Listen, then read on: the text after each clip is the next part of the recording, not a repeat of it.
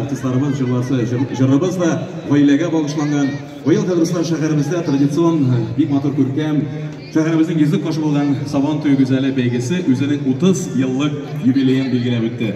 Һәм инде шушы сәхнәдә хәзер Сабан туе гүзәле бәйгесе финалистлары һәм махсус шушы бәйгегә язылган композиторыбыз Лилия Тарханова белән Зөләйха Минхаҗева иҗат иткән гаилә учагы дигән җырыбызны мәйданда Шаллы Сабан туенда яңгыратасыбыз килә. Каршы алыгыз сәхнә түрендә Вилнур һәм Альбина Әдиловлар һәм Сабан туе гүзәлләре.